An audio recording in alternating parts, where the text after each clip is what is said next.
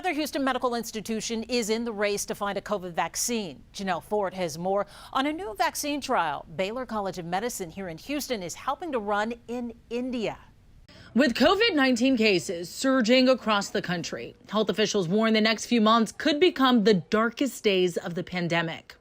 The race for a COVID-19 vaccine is now in overdrive.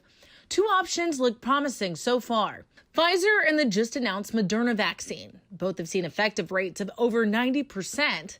A handful of other companies are also lacing up. The latest, Baylor College of Medicine. This is now being tested across India. And the hope is that this will be a low-cost, widely affordable and accessible COVID-19 vaccine. Dr. Peter Hotez is an infectious disease expert and the dean at BCM. They partnered with a company in India to begin clinical trials. No one organization or company has the horsepower to produce vaccines for the entire world. Most of the vaccines under development target the same spike protein on the surface of the virus that causes COVID-19.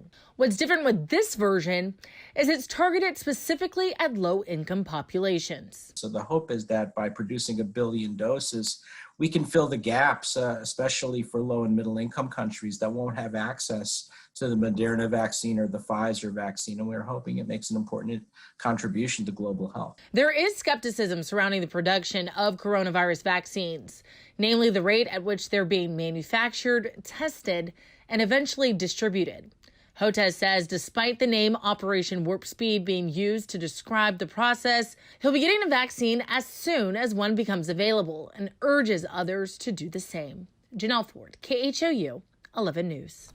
From vaccines to cases, we know there is a new COVID-19 development every day, so we are keeping you informed every way we can. Remember, you can text the word FACTS to the number on your screen, and we'll send you a link with daily updated information as we all continue to navigate the virus.